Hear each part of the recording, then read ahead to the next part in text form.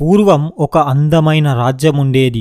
ఆ రాజ్యాన్ని గౌతముడు అనే మహారాజు పరిపాలిస్తున్నాడు. అదే రాజ్యంలో ఒక అందమైన వేశ్య ఉండేది. ఆమె పేరు రూపాలి. ఆమె అందాన్ని ఒక్కసారైనా అనుభవించాలని ప్రతి పురుషుడు కోరుకునేవాడు.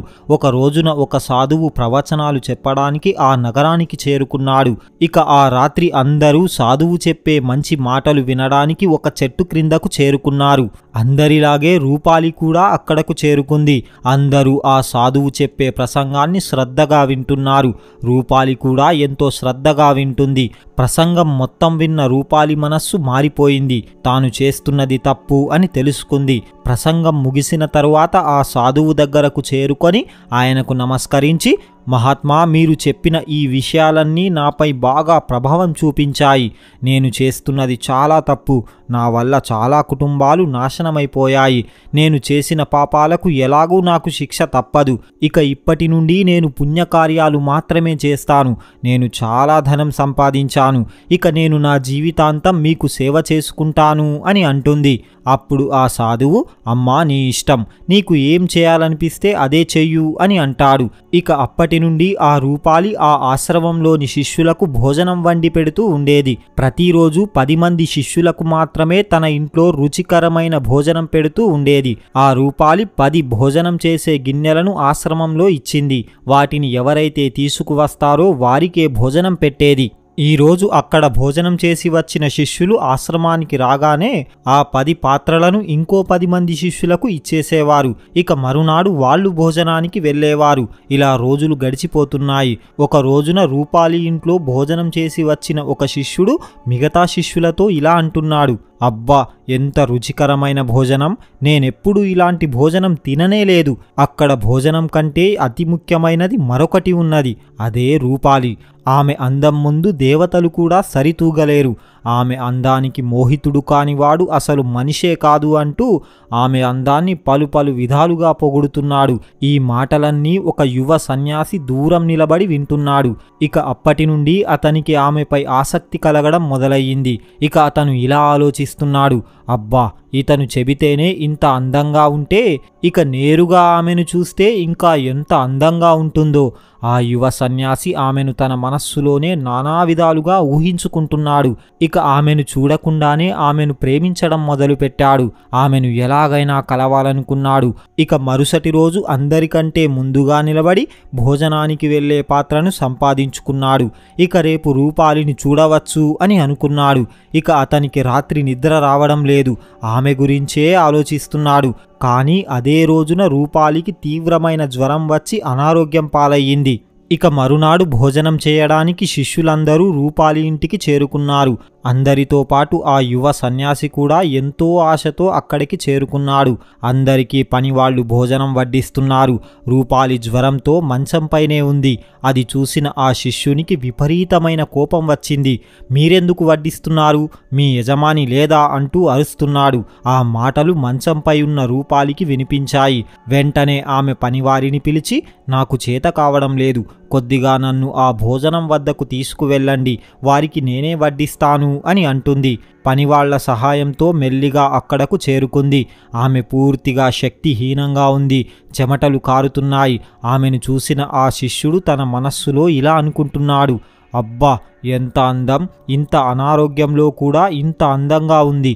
ఒకవేళ ఈమెకు ఏ జబ్బు లేకుండా పూర్తి ఆరోగ్యంతో ఉండి నగలన్నీ అలంకరించుకుంటే ఎంత అందంగా ఉంటుందో. ఇక ఆమెను చూస్తూ తినడమే మర్చిపోయాడు. అందరి భోజనం పూర్తయింది. అందరూ లేవడంతో తన ఆహారపు పాత్రను అలాగే తీసుకొని అక్కడ నుండి వెళ్ళిపోయాడు. దారిలో కూడా ఆమె గురించే ఆలోచిస్తున్నాడు. అలా ఆశ్రమానికి చేరుకొని పడుకున్నాడు.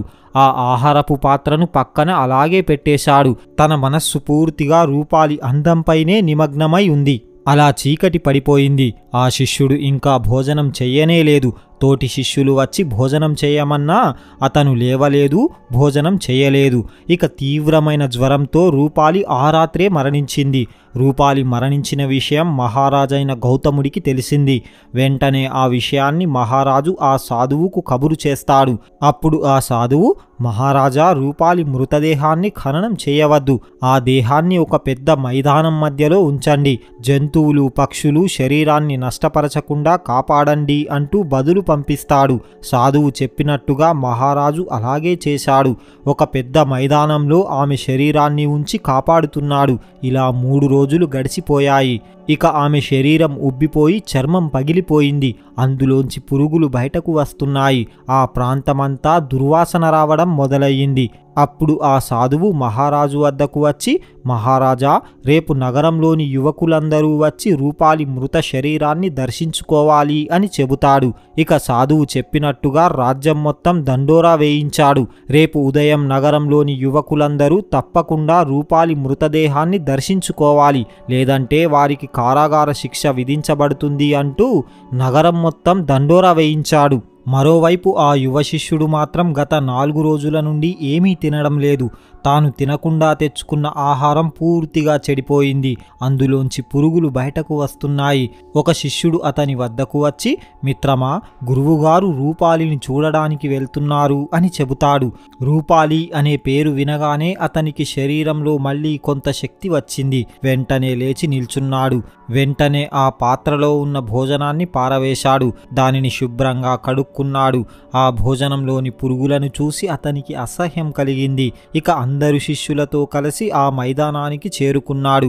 అక్కడ చాలా మంది యువకులు నిలబడి ఉన్నారు. ఇక గురువుగారు అక్కడకు చేరుకొని తన శిష్యులతో కలిసి ఒక పక్కన కూర్చున్నాడు. మరోవైపు ఊరి జనం, మరోవైపు మహారాజు కూర్చున్నాడు. అక్కడ అంతా నిశ్శబ్దంగా ఉంది. ఎవ్వరూ ఏమీ మాట్లాడడం లేదు. అప్పుడు ఆ గురువు నిలబడి, ఓ మహారాజా, ఇక్కడ పడి ఉన్న ఈ మృత స్త్రీ ఎవరు అంటూ ప్రశ్నించాడు. అప్పుడు ఆ మహారాజు, గురుదేవా, ఆమె రూపాలి. ఆమె పూర్వం ఒక వేశ్య అని చెబుతాడు. అప్పుడు ఆ గురువు, ఓహో, ఈమె రూపాలినా? అయితే అందరూ వినండి. ఇప్పుడు ఈ రూపాలితో ఎవరైతే ఒక్కరోజు రాత్రి కలిసి గడపాలనుకుంటున్నారో వారు కేవలం 1000 బంగారు నాణేలు ఇచ్చి ఆమెతో ఒక్కరోజు సుఖంగా గడపవచ్చు అని అంటాడు. కానీ ఒక్క వ్యక్తి కూడా ఆమెతో గడపడానికి ముందుకు రావడం లేదు. అప్పుడు ఆ గురువు, సరే అయితే కేవలం 500 బంగారు నాణేలు ఇచ్చి ఒక్కరోజు ఆమెతో సుఖంగా గడపండి అంటూ అడుగుతాడు. అయినా కూడా ఎవ్వరూ ముందుకు రావడం లేదు. అప్పుడు ఆ గురువు, సరే అయితే కేవలం 100 బంగారు నాణేలు ఇచ్చి ఆమెతో ఒక్కరోజు గడపండి అని అంటాడు. అయినా కూడా ఎవ్వరూ ముందుకు రావడం లేదు. అప్పుడు ఆ గురువు, సరే అయితే ఊరికే ఆమెతో ఒక్కరోజు గడపండి అని అంటాడు. అయినా కూడా ఎవ్వరూ ముందుకు రావడం లేదు. అప్పుడు ఆ గురువు, మేమే 1000 బంగారు నాణేలను బహుమతిగా ఇస్తాము, ఆమెతో ఎవరైనా ఒక్కరోజు సుఖంగా గడపండి అంటూ అడుగుతాడు. అయినా కూడా ఎవ్వరూ ముందుకు రావడం లేదు. అందరూ తలలు క్రిందికి వేసుకున్నారు. అప్పుడు ఆ గురువు తన శిష్యులను చూస్తూ, చూశారా శిష్యులారా, ఈ స్త్రీ గత 4 రోజుల క్రితం ఎంత అందంగా ఉండేది. మొన్నటి వరకు ఈ నగరంలోని పురుషులందరూ ఆమెతో ఒక్కసారైనా తమ కోరికను తీర్చుకోవాలనుకున్నారు. ఆమెతో గడిపే ఒక్క రాత్రి కోసం ఎంత ధనం ఇవ్వడానికైనా సిద్ధపడ్డారు. ఆమె కోసం కొట్టుకునేవారు. కానీ ఈరోజు ఆమె శరీరాన్ని తాకడానికి కూడా ఎవ్వరూ ముందుకు రావడం లేదు. ఇదే ప్రతి మానవుని శరీరంతో జరుగుతుంది. మన శరీరం స్వల్పకాలికమైనది. ఎప్పుడైనా ఏ క్షణమైనా ఇది నాశనం పొందేది. ఈ శరీరానికి ఆభరణాలు, వస్త్రాలు ధరించి ఆకర్షణీయంగా మారుస్తారు. కానీ మనం ఎన్ని ప్రయత్నాలు చేసినా ఈ శరీరానికి వృద్ధాప్యం రాకుండా, అనారోగ్యం కలగకుండా, అలాగే చివరికి నష్టమైపోకుండా మాత్రం ఆపలేము. కేవలం మూర్ఖులు మాత్రమే శరీరానికి ఆకర్షితులవుతారు అని చెబుతాడు. ఆ గుంపులో ఉన్న ఆ యువ శిష్యునికి గురువు చెప్పిన మాటలు తన మనస్సుకు గుచ్చుకున్నాయి. అతను ఇలా ఆలోచిస్తున్నాడు, ఈ రూపాలి బ్రతికి ఉన్నప్పుడు ఆమె శరీరం ఎంత అందంగా ఉండేది. సరిగ్గా వేడి వేడి భోజనంలాగే ఉండేది. సమయం గడిచిన కొలది ఆమె వడ్డించిన ఆ వేడి భోజనం చెడిపోయింది. అందులోంచి పురుగులు వచ్చాయి. అలాగే రూపాలి శరీరంలో నుండి ప్రాణం పోగానే అది ఉబ్బిపోయింది. అందులోంచి పురుగులు వస్తున్నాయి. ఈ ప్రాంతమంతా దుర్వాసన వస్తుంది. అంత అందమైన ఆ శరీరం కేవలం 3 రోజులలో పురుగులకు ఆహారంగా మారిపోయింది. ఇప్పుడు నాకు పూర్తిగా అర్థమయ్యింది. రేపు నా శరీరమైనా ఇలాగే అవుతుంది. ఎంతటి గొప్పవారైనా శరీరం నాశనం కాకుండా కాపాడుకోలేరు.